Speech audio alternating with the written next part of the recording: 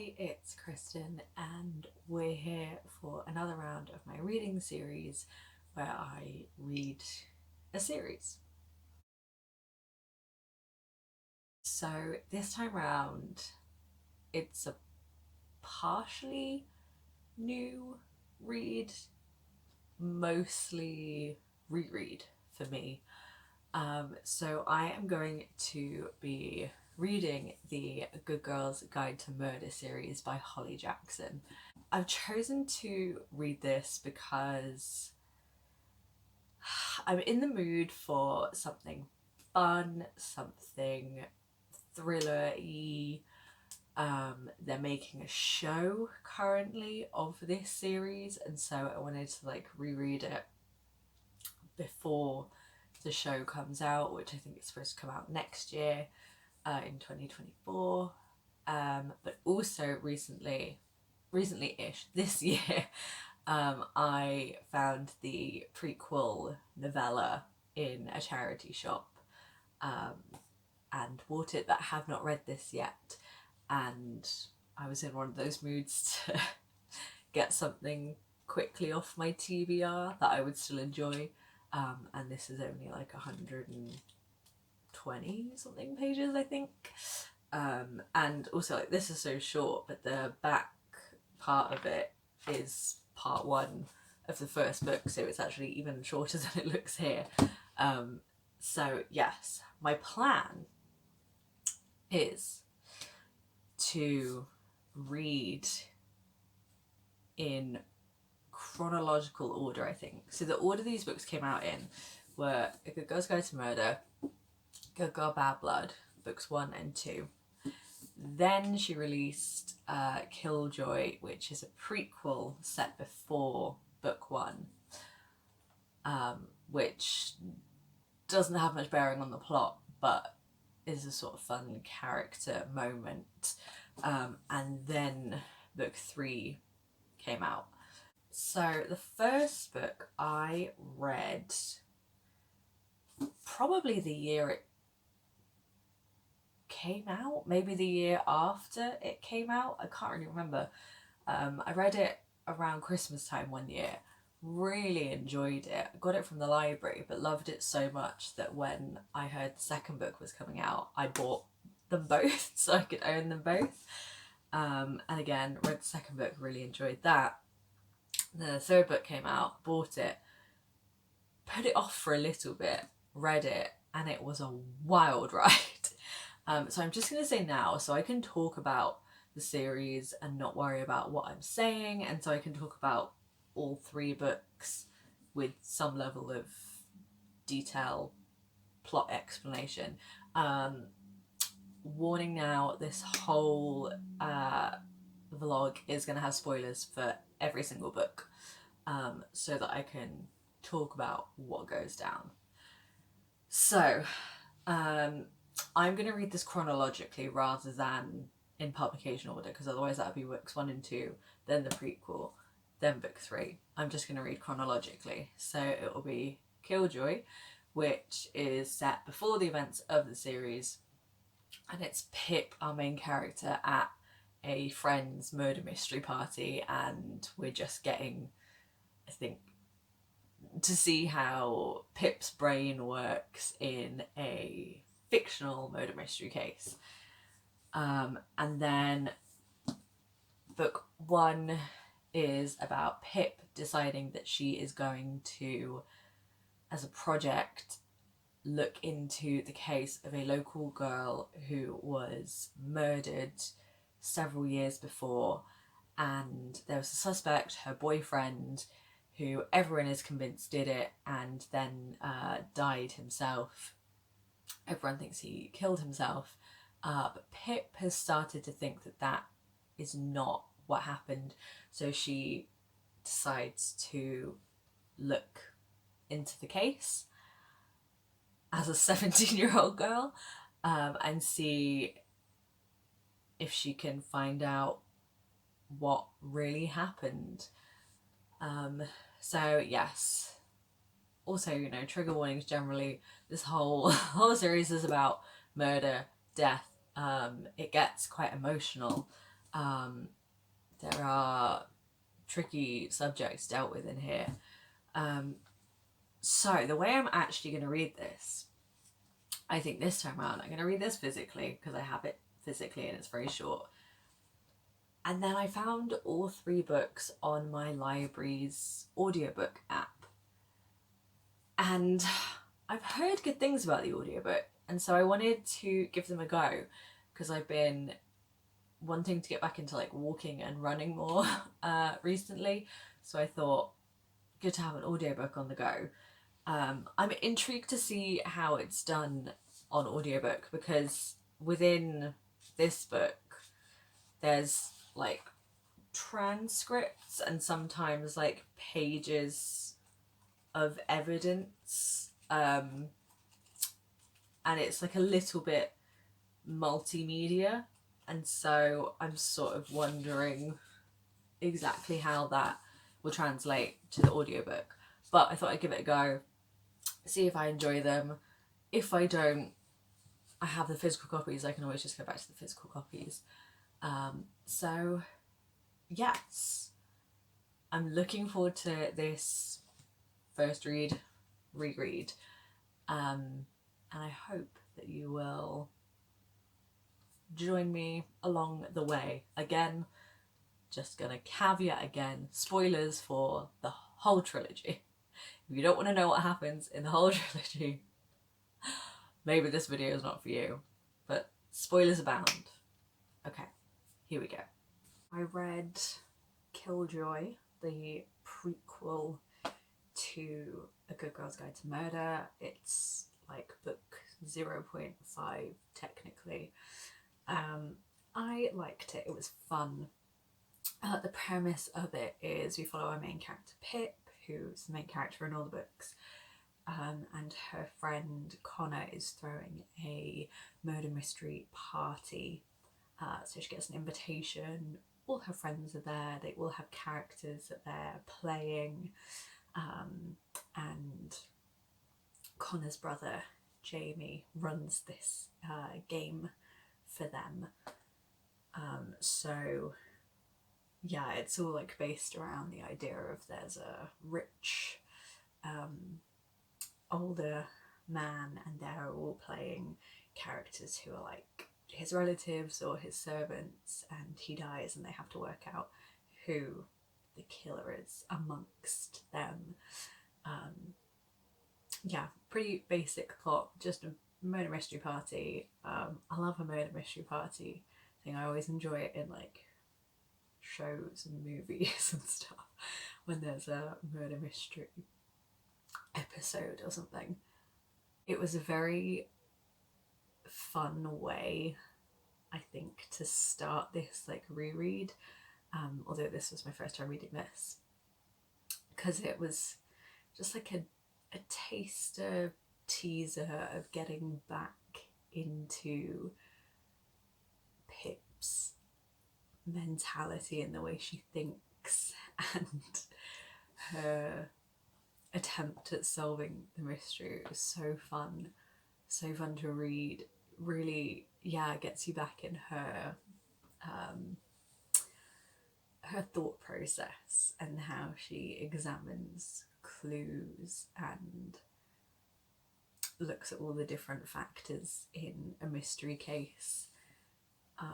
But with this, it's in a fun, fictional way. Whereas in the rest of the series, it's then in a much more serious, dangerous capacity. So yeah, I thought this was very fun. If you really like the series and you've not read this, if you had the chance to read it, I think it is just a fun little addition to the series. And it ends with her sort of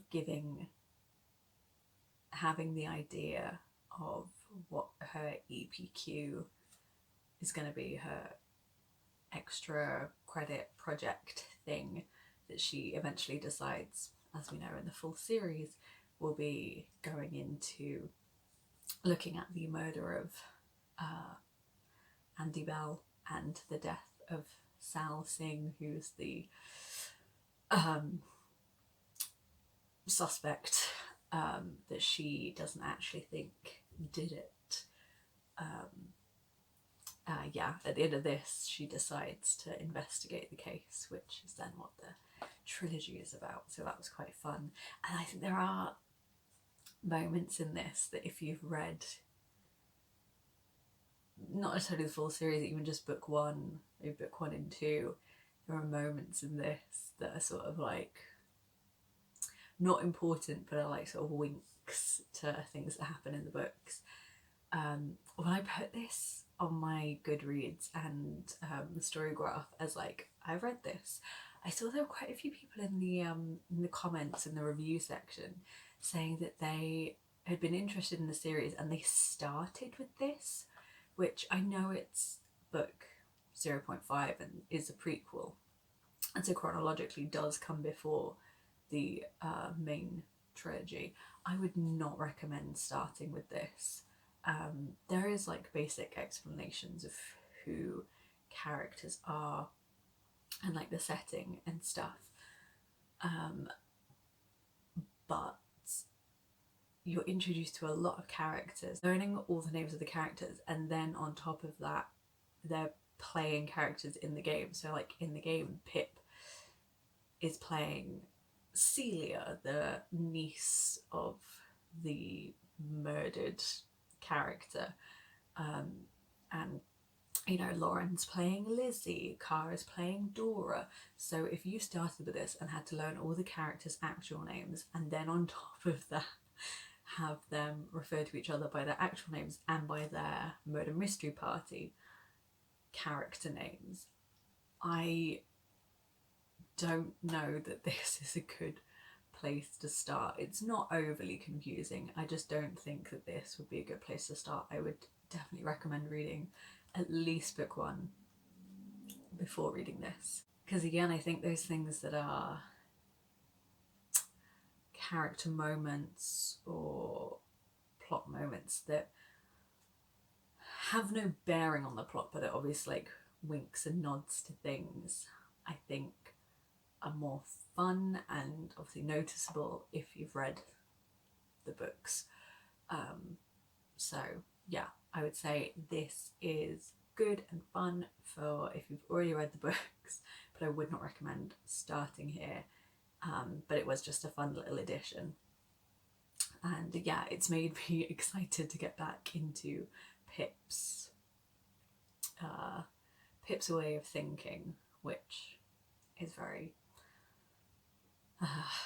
intense. So yeah, excited to get into the audiobooks now. So I've been listening to the audiobook for OK Girls Guide to Murder this morning while I've been doing stuff around the house, and I'm really enjoying it. It's fun having read it before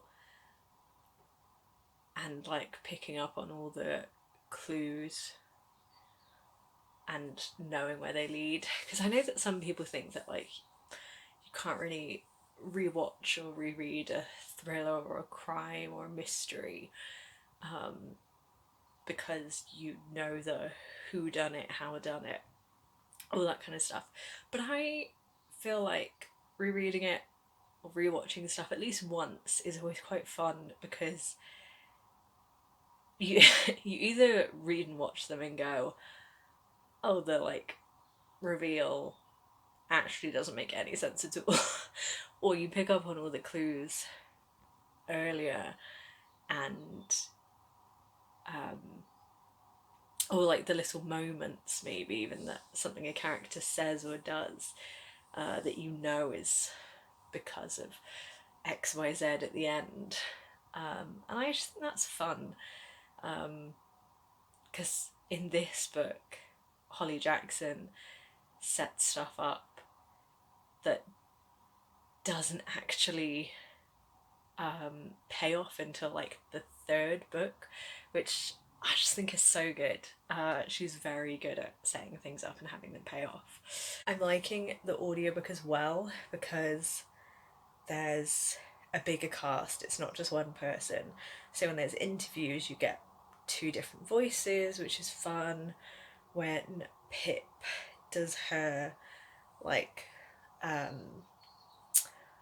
diary entry log things, it sounds like it's on a tape recorder. And when there's phone calls, when she rings up like this police officer, when she rings up a journalist, it sounds like a phone call, and you can hear noises in the background as if they were in a busy office building. And when she's talking while typing up her notes, you can hear like the sounds of keys tapping. And in the redacted case files, it actually like bleeps out things, which I think is really fun. So I'm enjoying the like production of the audiobooks. Yeah, I'm about a third of the way into the audiobook now. And yeah, I'm just reminded of how fun I find these books, even though they deal with obviously horrible subject matters. It's such a well constructed YA mystery. It's great. So I can see myself finishing today, or at least getting like a really good chunk of the way through. Yeah, very much enjoying myself at the moment. Getting swept up in the story and the characters again. It's great. I'm having a great time. And I think I'll definitely stick with the audiobooks. I hope the second and third one are produced the same way. I assume they are.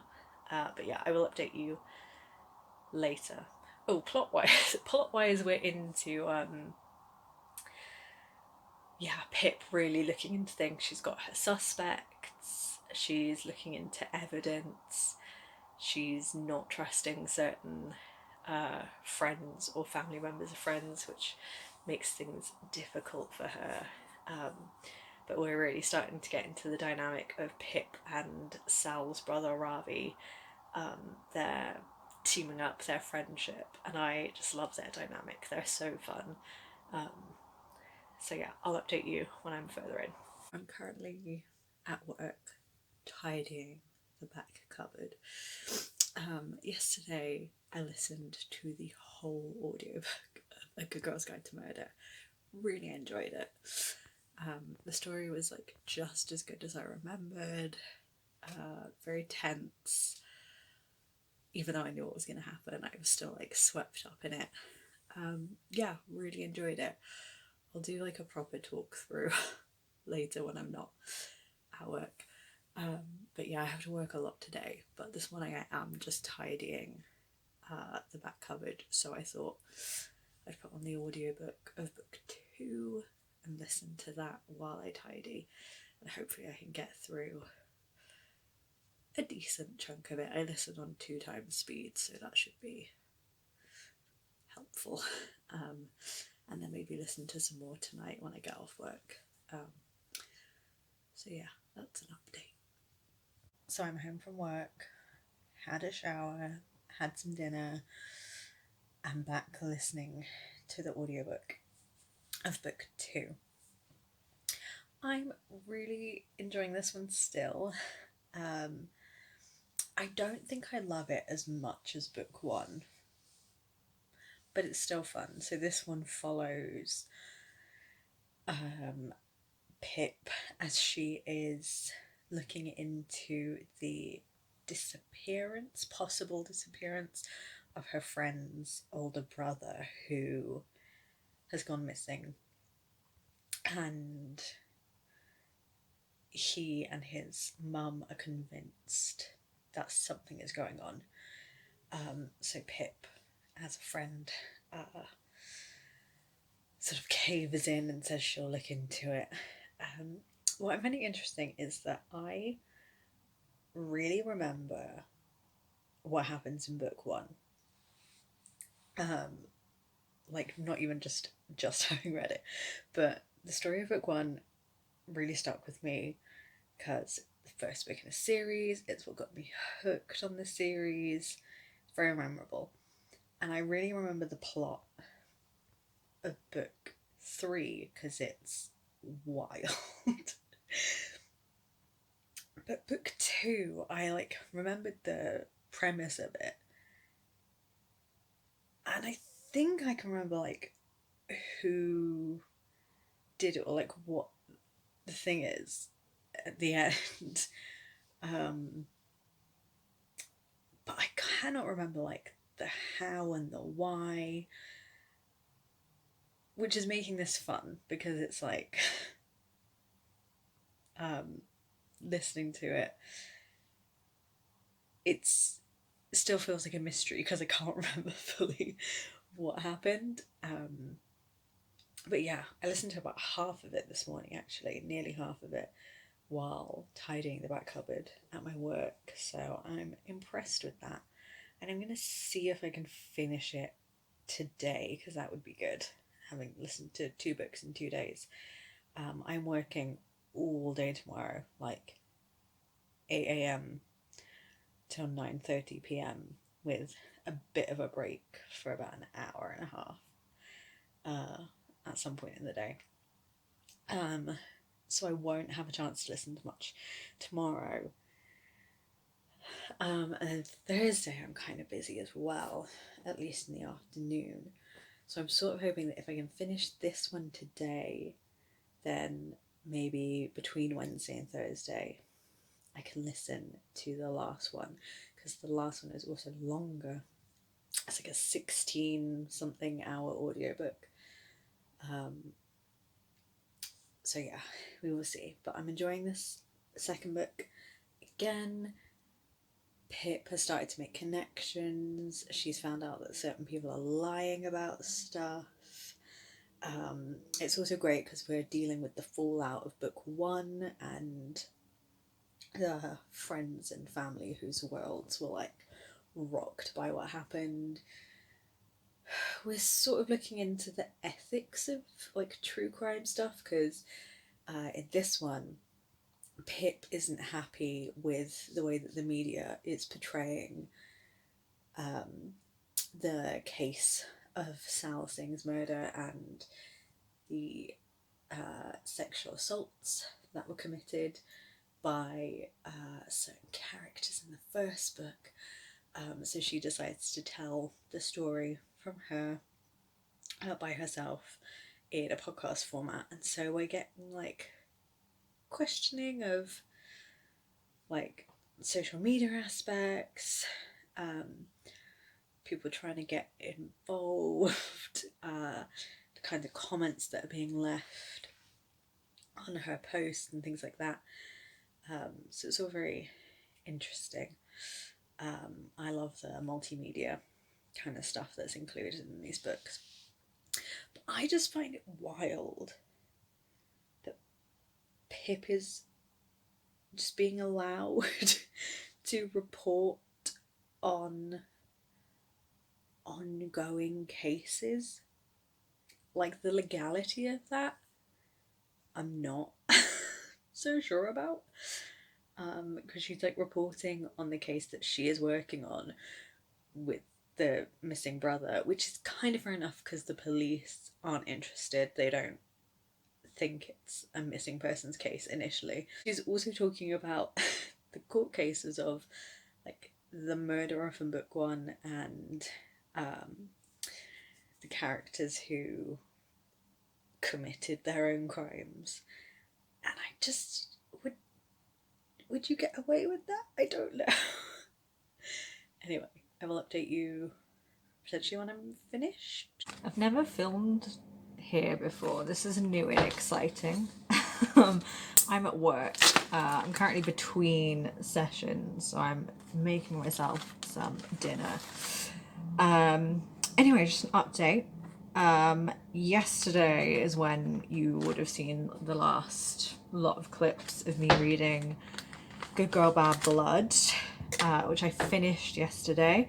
So I read Good Girls Guide to Murder all in one day. Next day read Good Girl Bad Blood. Today working all day, so will not be finishing the third one. I have started the third one. My thoughts on book 2 first. I really like book 2. I don't love it as much as the first one. It's still very good. I still like it. But if the first book is a 4.25, then the second book is just a solid 4-star for me. I do really like it. My only problem with it, I think, is that I feel like in the first book, you really get a sense of all the clues for who the killer is, or like what happened on the night that Andy went missing, and then, like, you know, a day or two later when Sal died. I feel like you really get a sense of all the clues coming together, and like you can suspect people and put the clues together as a reader, which I love, which I feel like should do as a thriller. But I don't feel like you can do that so much with book 2. You can put clues together, you can like have guesses as to what's going on, but you don't get one of the like really integral clues until quite late on, which just adds this whole dynamic that until then hadn't like been there before. It wasn't like a plot point before, so suddenly having it added in sort of takes away that whole, you can like work out stuff as we go, because like book 1 sort of throws, I'm just gesturing with a knife, that's dangerous. Book 1 throws like a little twist in there at the end that like makes the mystery like have an additional point to it. But book 2 just sort of adds this element which makes like the whole mystery is hinged on that thing, which we don't find out until like the very end. So yeah, I don't know, that's like my slight issue with it.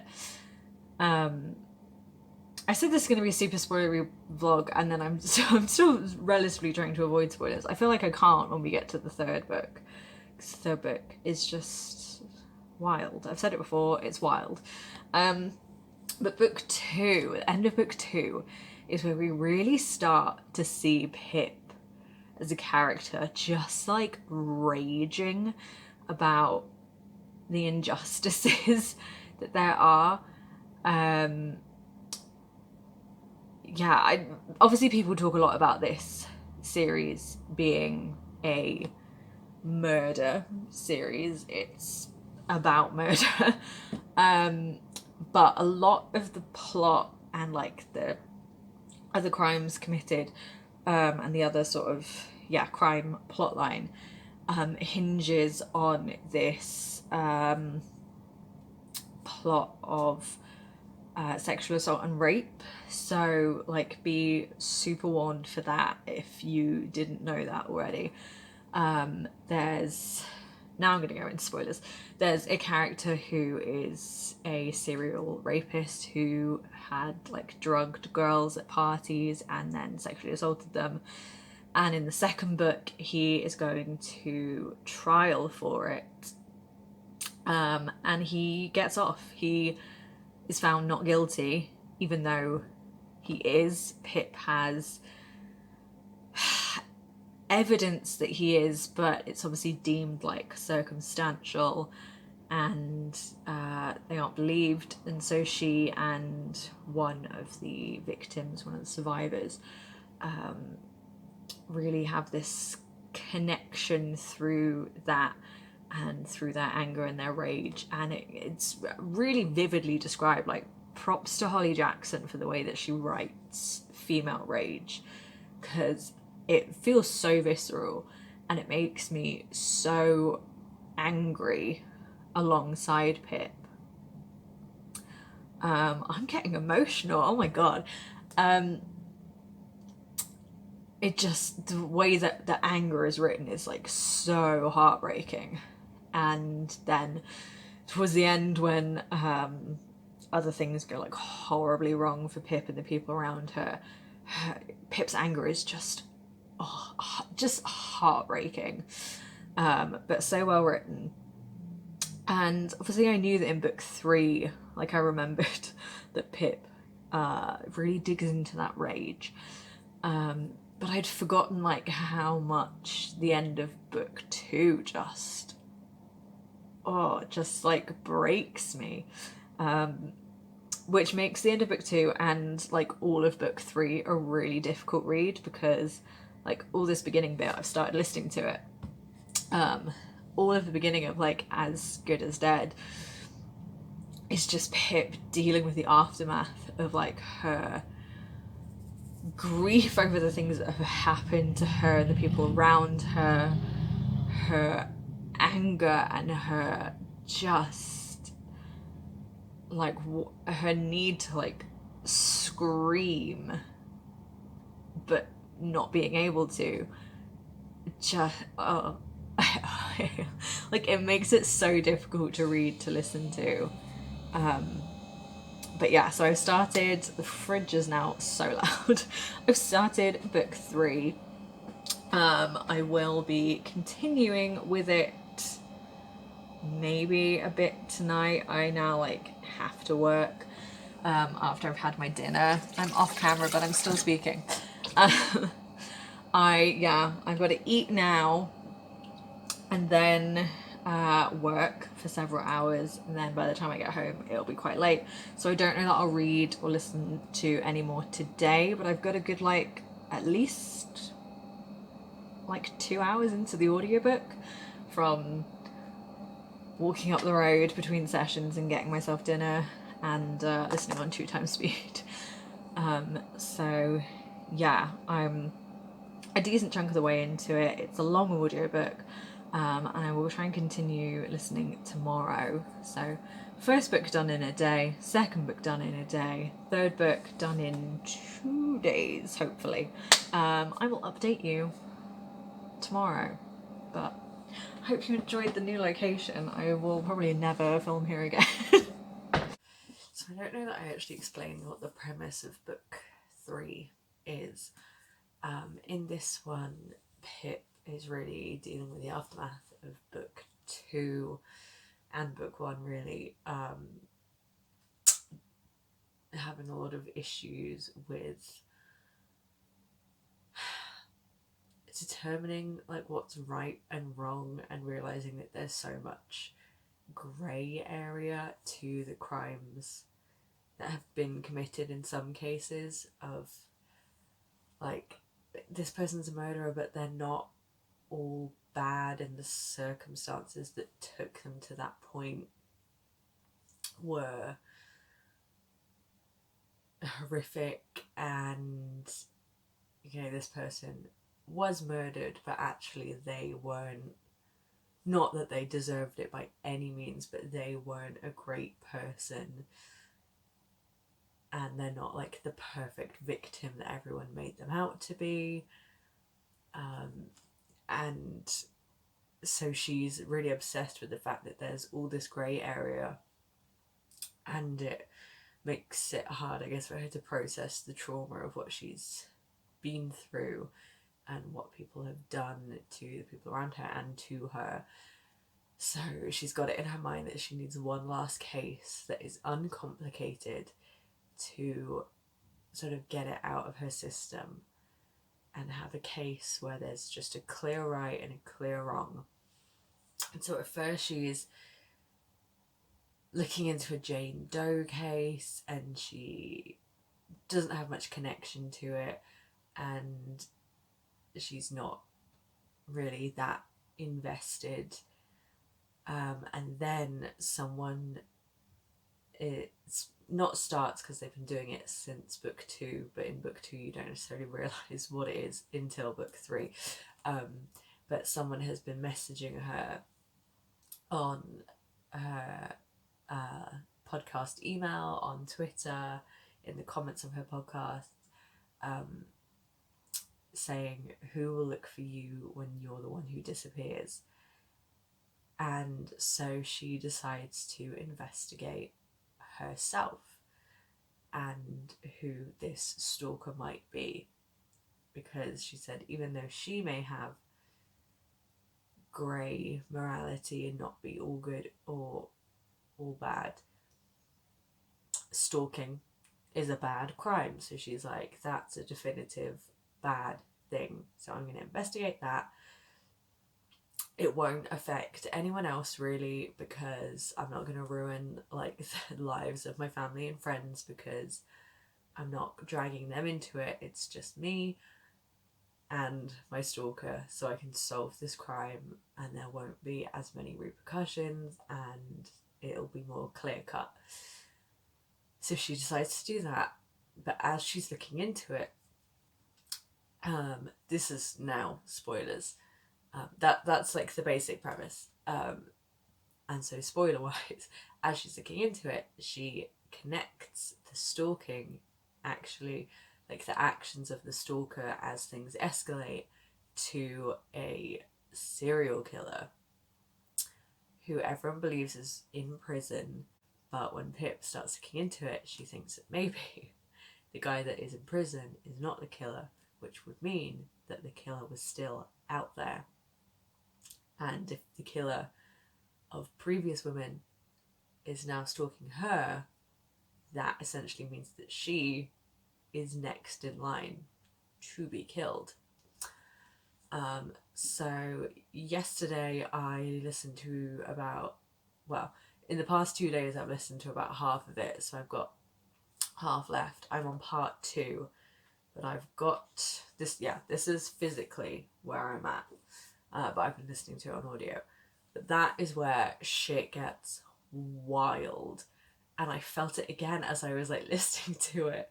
Gave me the same, or like even more intense, like anxious feelings, because when I read it the first time I was like, what is going to happen? Like, how are we getting out of this?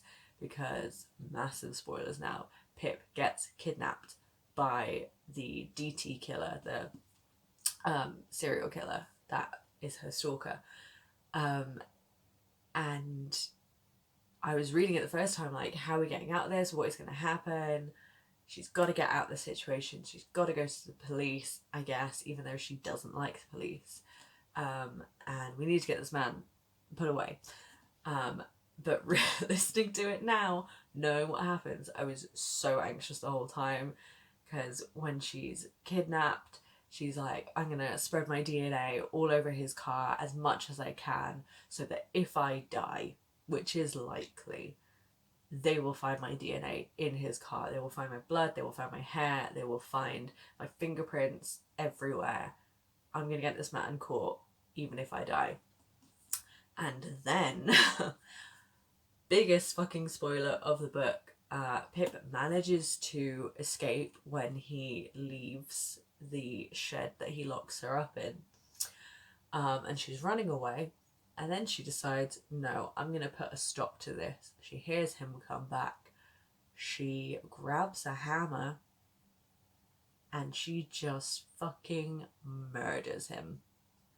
Just kills him. Because then she's like, the cycle is stopped. He can never do this again. No one else is in danger. He's dead. Which was a wild turn. And then you realise, from all the stuff leading up to that, her DNA is now all over his car. So that's where I've left off, with her having killed the killer, and now trying to work out how she can cover up the murder. So yeah, massive spoilers. So I finished the audiobook of As Good as Dead. As Good as Dead. It's just such a, I don't know the word, just anxiety inducing book. And also just like sad of every, like all the emotions that Pip's going through. So like intense, and just feel really real, and I connect to it so much. And then all the circumstances just worry me. Because yeah, the first part of this is Pip trying to work out who her stalker is, and then who the DT killer is, which is like my my slight gripe with this.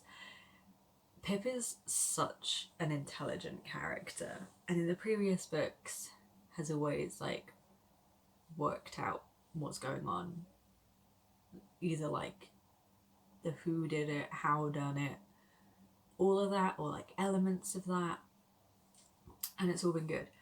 In the beginning of this, I feel like she gets a lot of clues as to who the DT killer is, and like there's a couple of suspects, but I think it's really obvious, and I picked up on stuff that Pip doesn't, and Pip is really gunning for like one suspect, and I'm just sat there reading it going, I don't think it's them.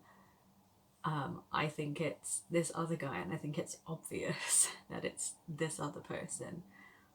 And then at the moment when she is kidnapped and realizes who it is, she's like, oh my god, it was this person. And I'm like, yeah, Pip.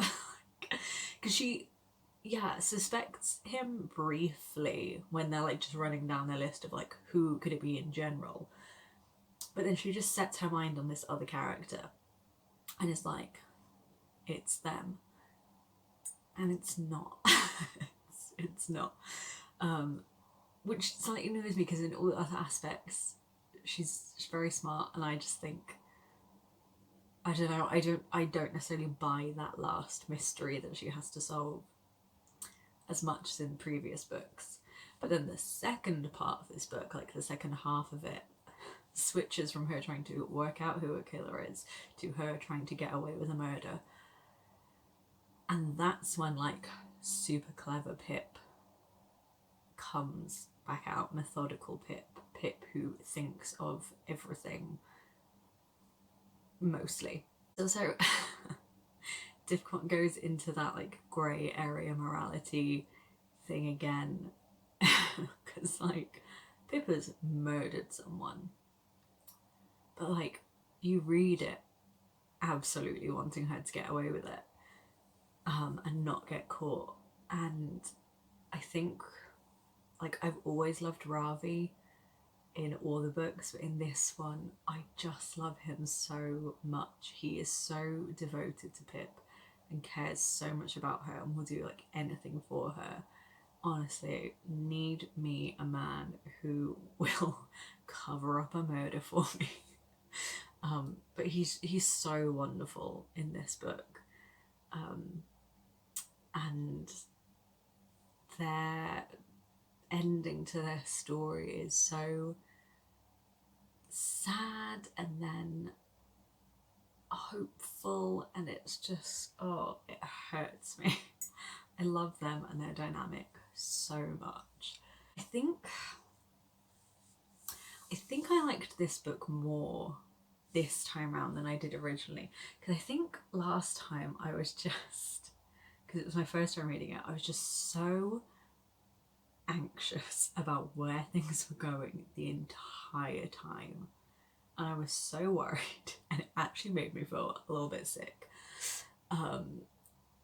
And so I was just so caught up in that, and then like the wild turn it took with Pip becoming a killer, which I mean does feel natural in a way. Having read all the books back to back to back now, it does feel like a natural progression for her.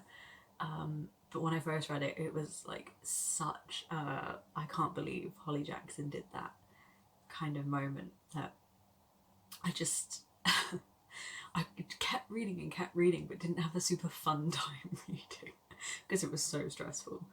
But this time around, knowing what happens and where it goes, like it was still really anxiety inducing as a story, but I felt safer in the knowledge of what happens in the story, so I could calm myself more. And yeah, really enjoyed it. I'm also more at peace with the ending this time around, because first time I read it, like, I understand why things had to go down the way they did, but it also frustrated me because, massive spoilers again, Pip kills the DT killer, and then she frames the rapist character. I like that I'm doing massive plot spoilers but still not revealing character names. So yeah, she kills the DT killer, frames the rapist of other characters as the killer of the DT killer, and does get away with it, even though the detective might actually suspect her. All the evidence points towards this other character, so they have to follow that line of evidence, and Pip does get away with it. And it's this thing of like, that person does deserve to be in prison, and the DT killer does deserve to be dead, but the other character is going to prison for something that he didn't do, and everyone thinks, oh, he's a murderer, but they don't think, oh, he's a rapist, because he got away with that, was found not guilty for all of that stuff. So it's like, he deserves to be in prison, but everyone thinks he committed a crime that was not the crime he actually committed, and so people think of him as a murderer and not as a rapist, and that is so frustrating to me. But at the same time, I'm glad he doesn't get away with just getting to live his life as normal, and that he does get put away for something.